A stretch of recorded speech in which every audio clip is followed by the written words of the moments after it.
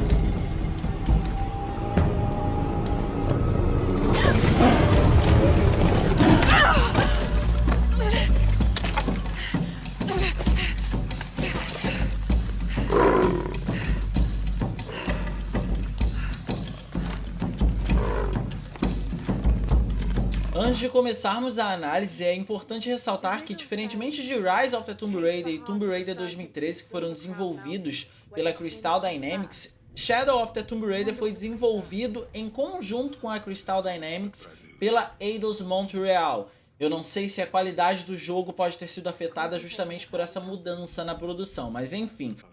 A história do game se passa pouco tempo depois do fim de Rise of the Tomb Raider e a Lara continua na cola da Trinity, ou da Trindade. Ela consegue descobrir, galera, quem é o líder da organização, e ele se chama Dr. Domingues. Ambos estão em busca de uma relíquia maia. Essa relíquia, quando ela é usada combinada com uma outra relíquia, tem o poder de refazer o mundo da maneira que você quer. Por isso que a Trinity estava atrás dela. A Lara não estava necessariamente por conta disso. Ela queria porque ela queria impedir que a Trinity pegasse a bendita da relíquia para poder refazer o mundo. Mas enfim, só que quando essa relíquia é usada separada da outra relíquia, ela acaba desencadeando o apocalipse. A diferença é que a Trindade sabia disso, mas a Lara não. E adivinha quem pega a relíquia primeiro? Exato, a Lara. A Lara pega a relíquia primeiro e acaba desencadeando a destruição global que vai acontecendo aos poucos. Mas logo de início ela acaba vendo todo o local em que ela estava, que é a ilha de Cozumel, ser devastado por um tsunami. Inclusive esse começo de jogo é fantástico. Domingues, pouco tempo antes desse tsunami chegar, joga a culpa toda em cima de Lara e vai em busca do outro artefato na tentativa de parar o apocalipse. Caso você conseguisse levar um artefato de encontro ao outro, era possível então evitar o fim do mundo. Acreditava-se então que essa outra relíquia estaria no Peru, então tanto Lara como Domingues precisam ir até lá. Eu quero começar falando um pouquinho dos contras de cada aspecto técnico aqui. Vamos começar pela história, que foi basicamente o que eu acabei de passar para vocês. A história, resumidamente, tem essa sinopse que eu acabei de falar. E digamos que é uma corrida, assim como foi em Rise of the Tomb Raider. Eu recomendo fortemente, inclusive, que vocês assistam a minha análise em 7 minutos de Rise of the Tomb Raider, porque lá eu expliquei um pouquinho melhor sobre essa corrida que a Lara tem com o antigo vilão, e aqui a gente tem a corrida com o novo vilão. Ambos estão atrás de uma relíquia e eles precisam chegar, logicamente, primeiro para poder realizar os seus objetivos. A Lara nada mais quer do que evitar só a destruição global. O Domingues quer evitar essa destruição e refazer o mundo do jeito que ele quer. Ele não é necessariamente uma má pessoa, mas a ideologia dele vai muito contra o que a Lara acredita, digamos assim. E honestamente vamos combinar que não é lá muito agradável, né? Enfim, os contras do jogo são basicamente o seguinte quando se trata da história. O marketing no game prometeu trazer uma Lara cheia de dúvidas e receios. isso não foi cumprido. Como é que eu posso explicar para vocês de uma maneira bem clara? Você não vê isso de forma nítida acontecendo no jogo. O que a gente vê é uma mulher que ela é curiosa, ela é muito arqueóloga e ela quer ir atrás das relíquias. Isso é muito explícito no jogo, mas o sentimento de culpa ele só acontece nas 3 primeiras horas. A narrativa é o ponto mais fraco do game. Não é visto grandes diálogos desde as 3 primeiras horas do game. Essas horas iniciais elas são de fato magníficas. Elas trazem personagens como Jonah, por exemplo, de maneira muito importante. Inclusive o Jonah serve de contrapeso para a personalidade impulsiva da Lara. Mas isso desaparece ao longo do game, porque ele tem o papel de fazer a ligação de Lara com outros personagens após esses primeiros momentos de jogo. Então isso ficou deixando muito a desejar, porque eu fiquei esperando ver de fato uma Lara que se culpasse por tudo que ela estava fazendo e honestamente isso não apareceu não, tá? Aparece em alguns momentos ou outros, mas de uma maneira bem rasa e poderia ter sido muito mais bem explorado.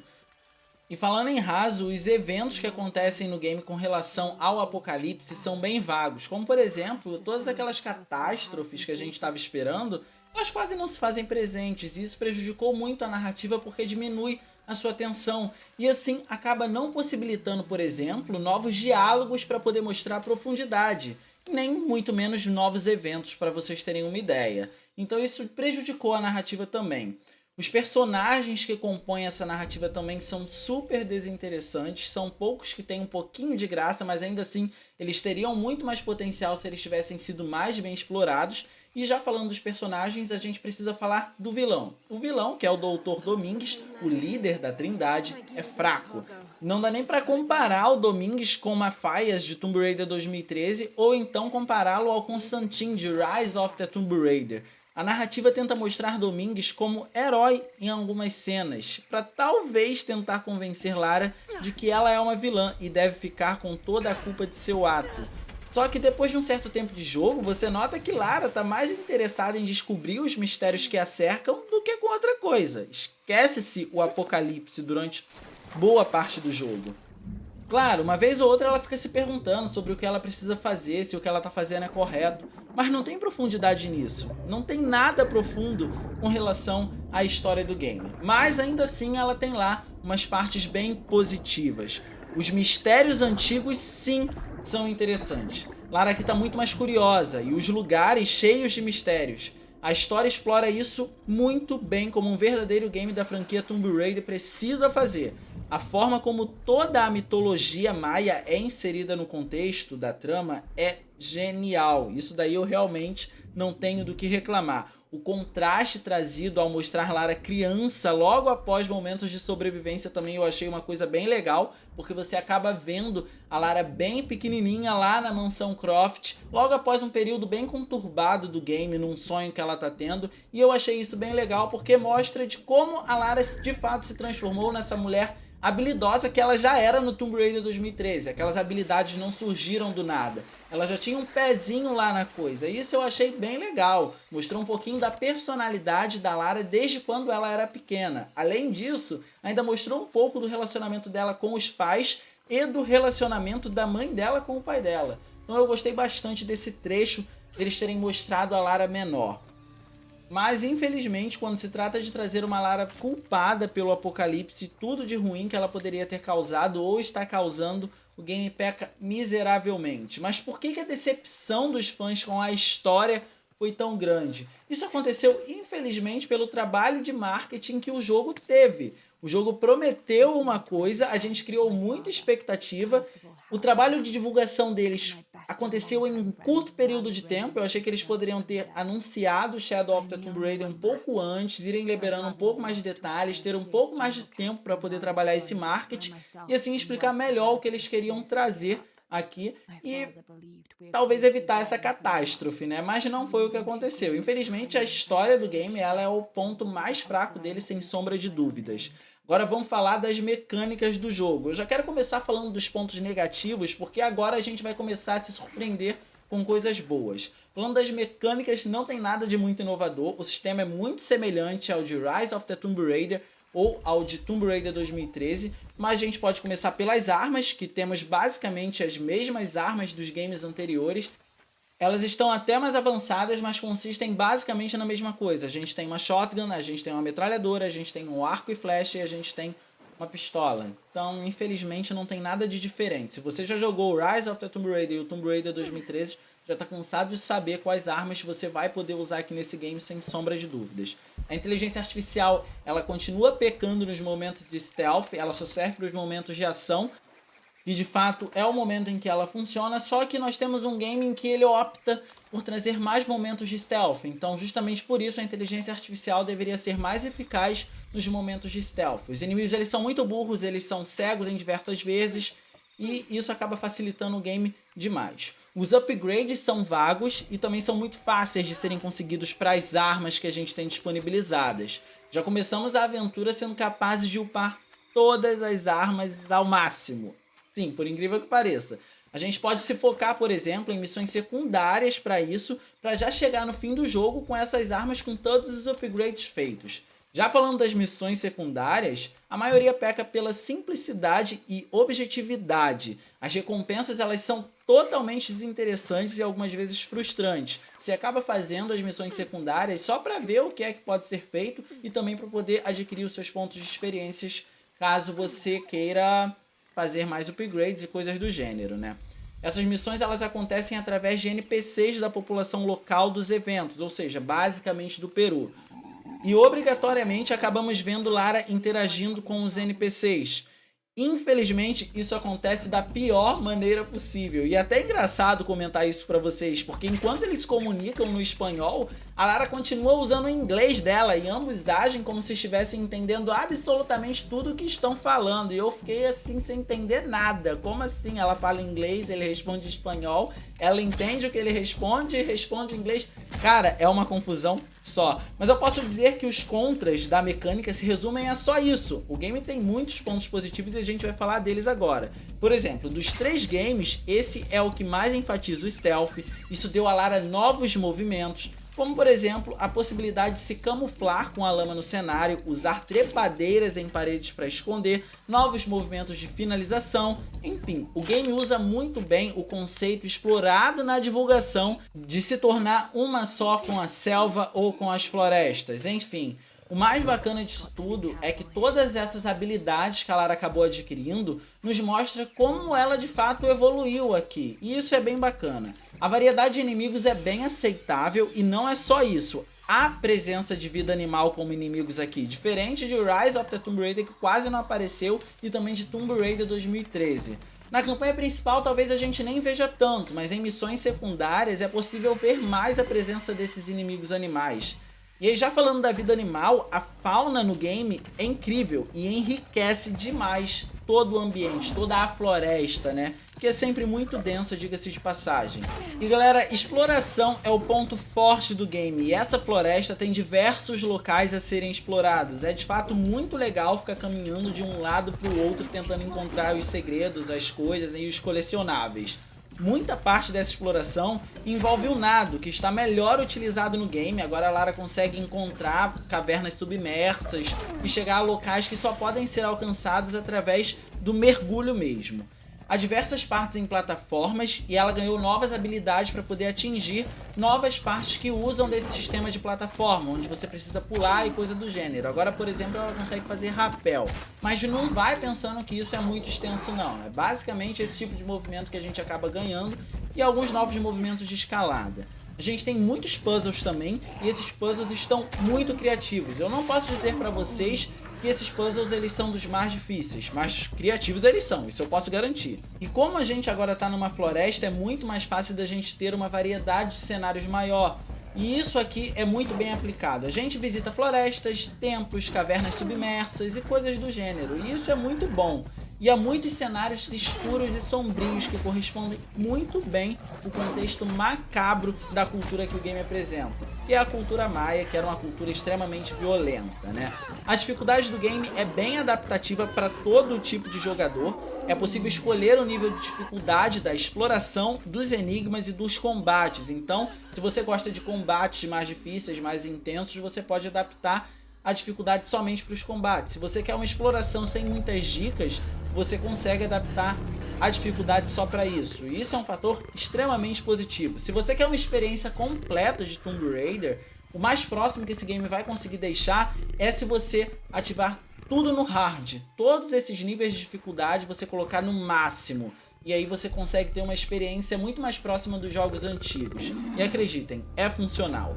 Assim como nos games anteriores, as criptas estão presentes. E elas estão presentes aqui para aumentar o fator de exploração e também para poder diminuir a sensação de que a gente tem de levar Lara de ponto A até ponto B do game. Eu honestamente achei uma jogada muito interessante. É claro que se você quiser jogar a história original, você vai basicamente conduzir a Lara de ponto A até ponto B. Mas é uma escolha sua, o jogo te oferece muito mais do que isso. E todos esses itens de você poder explorar, ter puzzles para poder resolver, ter partes em plataforma, fazem com que Shadow of the Tomb Raider seja dos três o mais próximo dos antigos games da Lara Croft. O Tomb Raider 1, Tomb Raider 2 e coisas do gênero. E galera, agora vamos falar dos gráficos do game, começando pelos contras. Graficamente falando, honestamente, não tem muito o que falar, ele peca pouco. A movimentação do cabelo da personagem está menos fluida do que no game anterior, a textura é mais bonita, mas a movimentação, os fios são menos separados do que no Rise of the Tomb Raider. A tecnologia, que se eu não me engano continua sendo a TraceFX, aqui ela foi menos bem aplicada do que no Rise of the Tomb Raider. O mesmo se aplica ao efeito de Lara saindo molhada da água. A sensação que se tem é que nem sempre ela está saindo molhada, como a gente via em Rise of the Tomb Raider, que o efeito era muito mais nítido e muito mais aparente. Mas graficamente, honestamente, pelo que eu pude observar, se resume a isso dos contras. Agora falando dos pontos positivos, a modelagem da personagem ganha destaque. Lara agora possui músculos e esses músculos, por incrível que pareça, reagem de acordo com o movimento que ela estiver fazendo. Ou seja, se ela estiver pendurada em alguma borda, ela vai estar fazendo um esforço com aqueles músculos. Então eles vão reagir de acordo com esse esforço. Isso foi sensacional. A textura, de uma forma geral, está muito bem polida e as expressões faciais são impressionantes. Dos três games, é a melhor. A direção de arte é incrível, né? A gente tem uma arte conceitual muito bonita, os cenários são deslumbrantes. É uma floresta, mas posso dizer para vocês que os cenários não se resumem a isso. Os templos são muito bem construídos, muito bem detalhados, apresentam uma cultura muito boa. Os detalhes nas paredes e coisa do gênero remetem total a essa cultura maia, né? A vegetação das florestas é bem densa e a interação da Lara com essa vegetação é bem bacana, porque a gente vê as folhas se movimentando quando ela encosta, as folhas são bem detalhadas, não tem do que reclamar nesse ponto também. O efeito de iluminação é bom, não tem nada demais, mas ele é bom, só que ele corresponde ao contexto do game, e isso foi uma coisa muito legal. Há muitas sombras, e elas fazem um excelente contraste com as partes claras. Os cenários foram construídos, parece que pensando nisso, e eu gostei bastante, sendo bem sincero. Os efeitos de água são os melhores da série, né? Se você, por exemplo, misturar uma água com óleo, você vai vendo o óleo ficando mais separado da água, vai ter toda aquela separação, o mesmo acontece com o fogo, e eu achei isso muito bom. A física da água também é incrível, você pode observar isso conforme a Lara vai nadando lá, eu achei isso bem legal também. É um detalhe que poucos observam, mas eu achei muito bom. Uma outra coisa que eu achei muito boa foi a lama também. À medida que a Lara vai, por exemplo, pisando e coisa do gênero, ela vai criando pegadas, vai afundando, né? Só que quando ela tira o pé dali, vem mais lama preenchendo aquele buraco. Isso aconteceu com Rise of the Tomb Raider, só que com a neve. E o mesmo foi aplicado aqui no game. Eu achei muito legal isso, eles terem transferido esse tipo de efeito, só que para o contexto desse jogo. E a modelagem dos animais também é muito bem detalhada. Uma outra coisa que eu queria dizer para vocês é que Lara também vai se sujando à medida que ela vai rolando no ambiente, coisa do gênero. Não é necessariamente só quando ela passa a lama, não. Falando dos sons, a dublagem ela é ok, a gente tem uma dublagem em português do Brasil e esse ok se refere à dublagem em português do Brasil. O problema fica por conta do lip sync, né? Infelizmente o lip sync ele falha bastante aqui. Se tratando da dublagem original é fantástica, a interpretação é muito boa. Os sons são excelentes, eles representam muito bem, e eu não estou exagerando, todo e qualquer ambiente que o game nos insira. Se a gente está num templo, os sons são ótimos. Se a gente está numa floresta aberta, os sons são ótimos. Enfim, boa parte da imersão que a gente tem, a responsabilidade é toda do som. A trilha sonora, na minha opinião, foi a melhor da trilogia. A gente tem grandes temas, os temas são ótimos, eu gostei bastante. E galera, essa foi a minha visão geral de Shadow of the Tomb Raider. Ele pode não ser o melhor game da trilogia, mas está longe de ser um game ruim, ele é um game muito divertido. Para os fãs que chegaram agora na franquia Tomb Raider, que acham que Tomb Raider se resume a momentos cinematográficos e coisas do gênero, gente, vocês estão muito enganados. Tomb Raider não se resume a isso. Tomb Raider também, desde os primórdios, sempre teve aquelas partes pacatas, onde você precisava olhar o cenário, entender o que precisava ser feito, pular de uma plataforma para outra e resolvendo puzzles e coisas do gênero. Então Shadow of the Tomb Raider conseguiu trazer isso de uma certa forma. Ele tentou agradar diversos públicos, mas a gente sabe que é impossível agradar a gregos e troianos. Eu diria que, se ele não tivesse uma narrativa tão fraca, ele seria um game excepcional na minha opinião. E honestamente, quem reclamou do fato da gente ter que se mover de ponto A até ponto B, os games primórdios de Tomb Raider nunca foram lá necessariamente na ação. Sempre foi na exploração e resolução de puzzles para você atingir até o ponto B saindo do ponto A. Só para deixar bem claro. Mas era basicamente isso, eu espero que vocês tenham gostado. Se vocês gostaram, não se esqueçam de deixar o gostei de vocês e não se esqueçam de compartilhar com os amigos. Eu quero saber a opinião de vocês, o que vocês acharam de Shadow of the Tomb Raider. Essa daqui foi só a minha opinião e você tem total direito de deixar a sua, ok? Não se esqueçam de se inscrever no canal para não perder nenhuma novidade que eu vier a postar. E também, galera, me sigam nas redes sociais que vai estar tudo disponível na descrição desse vídeo. Era isso, um grande abraço a todos vocês e a gente se vê no próximo vídeo.